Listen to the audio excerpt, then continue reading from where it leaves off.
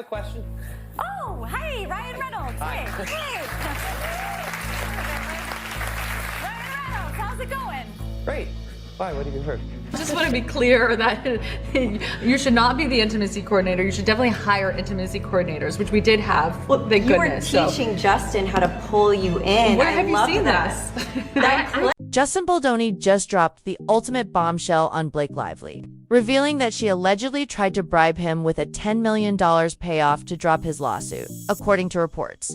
Blake and her husband Ryan Reynolds have been using their influence for weeks to discredit Justin and sway public opinion. But the latest revelations are even more explosive. Sources claim Blake not only pushed Justin off his own movie to take the director's chair, but also attempted to quietly make the lawsuit disappear with a massive payout. Fans are now questioning Blake's game plan and wondering if this is her last-ditch effort to avoid a public trial. Meanwhile, everyone is waiting to hear what Justin's team will do next. It does just seem to be more and more evidence that she wasn't quite telling the truth.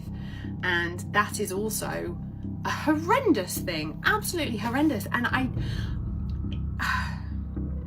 is she really that arrogant that she thought she could get away with this? I've talked to a few people about this, and they really are of the belief that the money and the power that her and Ryan Reynolds have has probably made them a little bit deluded in thinking that they could bully their way through this situation. Justin Baldoni has reportedly been keeping a low profile ever since his legal battle with Blake Lively began. Over the weekend, on Saturday, February 5th, he was spotted in Hawaii enjoying a quiet lunch with his wife Emily and their kids, 9-year-old Maya and 7-year-old Maxwell. Sources say Justin is intentionally staying out of the spotlight because of the case and doesn't want to bring any unnecessary attention to his family. Meanwhile, Blake Lively and Ryan Reynolds are doing the exact opposite, showing up at red carpet events, mingling with Hollywood's elite, and making headlines. The couple recently became the talk of the internet after attending Saturday Night Live's 50th anniversary special, where they appeared to be having the time of their lives. But not everyone found it cute. Many fans felt they were doing way too much, especially when Ryan made a playful joke about their ongoing legal issues with Justin, which some called awkward timing. I have a question. Oh, hey, Ryan Reynolds. Hi. Hey. Ryan Reynolds, how's it going? Great. Why? What have you heard?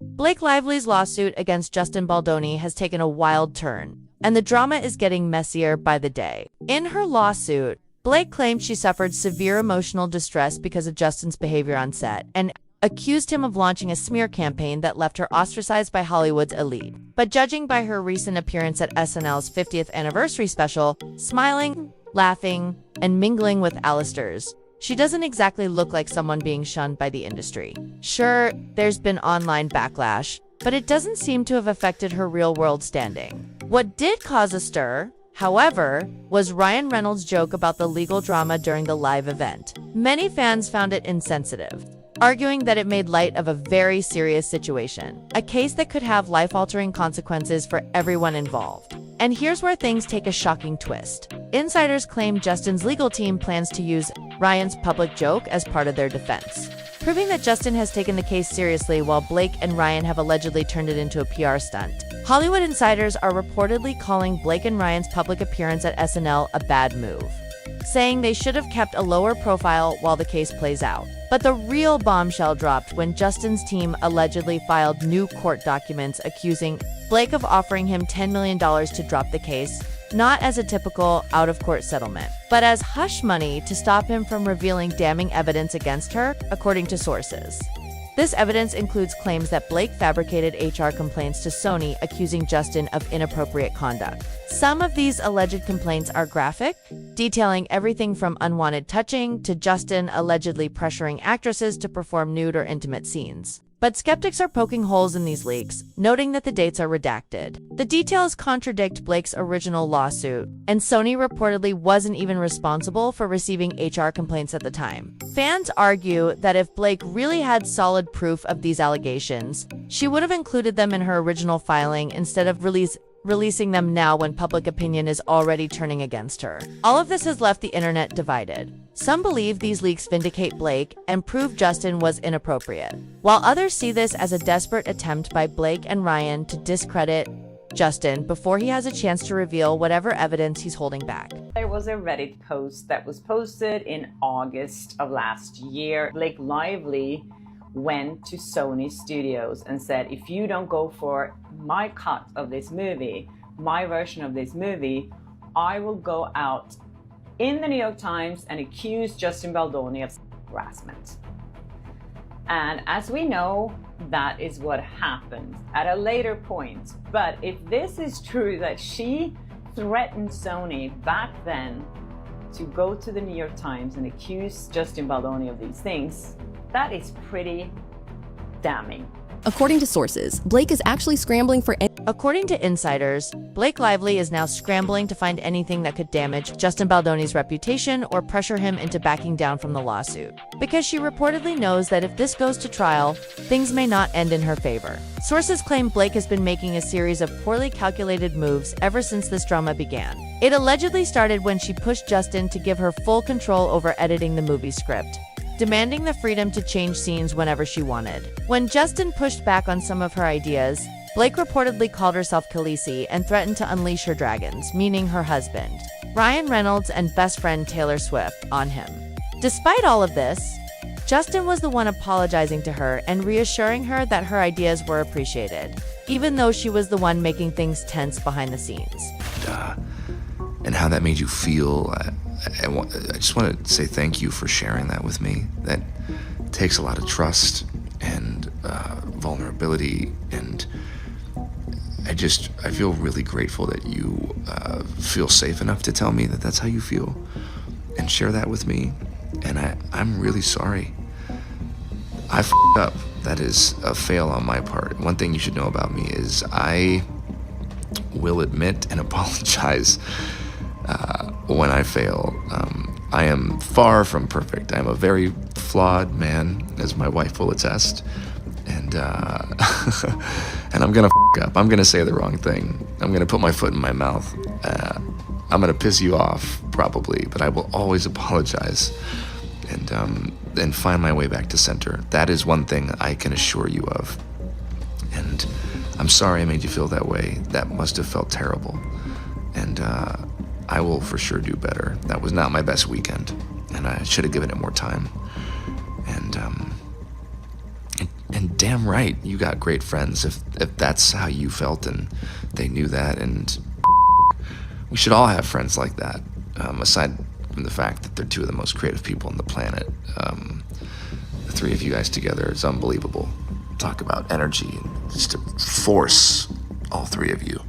As if that wasn't messy enough, insiders allege that Blake began plotting to push Justin out of the project altogether by secretly going behind his back to speak with author Colleen Hoover about making a sequel. Rumors suggest that this entire lawsuit might be part of a calculated plan to ruin Justin's reputation and get him removed from the director's chair, the only way Blake could gain control of the franchise. As fans know, Justin currently owns all the movie rights to It Ends With Us. But if he's found guilty of something as serious as workplace misconduct, those rights would reportedly revert back to Sony and Colleen Hoover. That would make it much easier for Blake to step in, buy the rights, and produce a prequel or sequel without Justin's involvement. But that's not all. Despite Blake claiming that Justin launched a smear campaign against her, she was allegedly the one who ran to the New York Times with details of the lawsuit before it was even filed, effectively planting a hit piece to turn public opinion against him.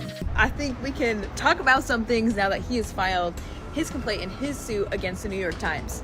Guys, my opinion stands is that I will not be making decisions or assumptions until we have gotten to the case, because what the heck is happening? So Blake Lively made some very specific allegations saying that Justin Baldoni had come to her trailer when she was topless, and Justin Baldoni had then showed us the text messages where she asks him to come to her trailer, and he also shows how open she was to be breastfeeding in front of other cast and crew.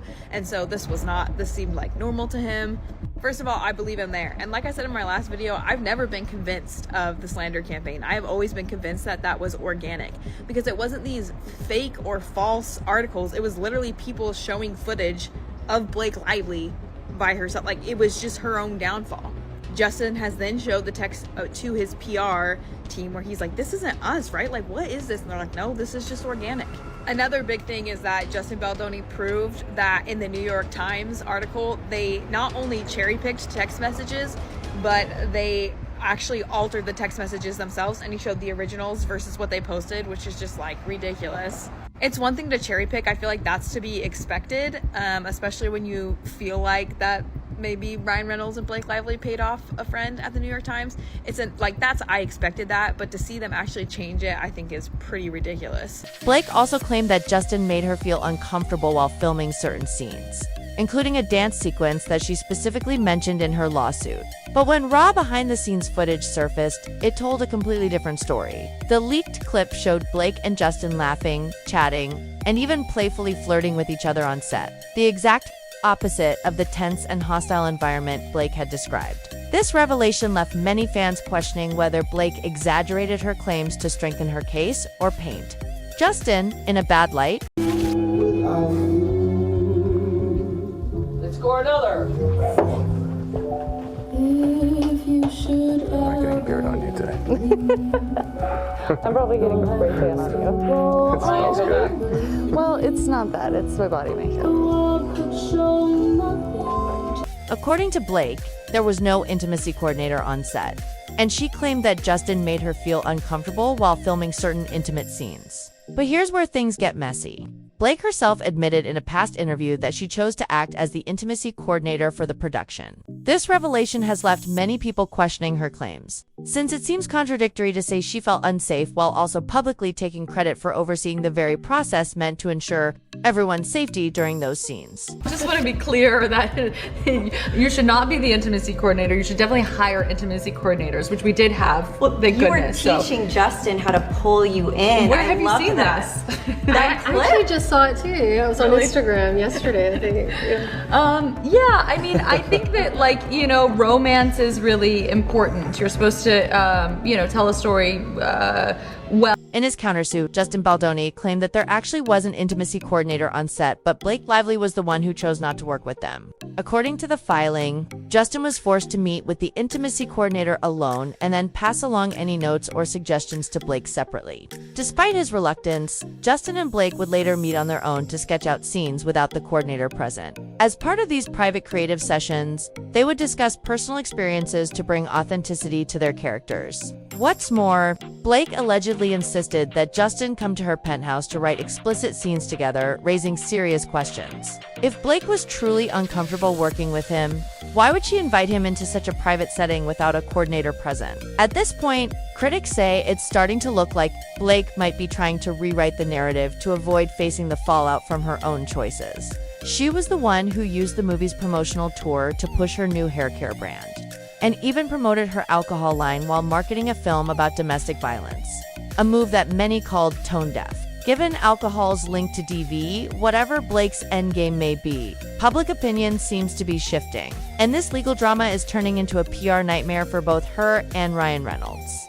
But what do you think? Is Blake still going to come out on top, or is she digging herself into an even deeper hole with all of these stunts? Let me know your thoughts in the comments, and don't miss the next video. Things are about to get even messier.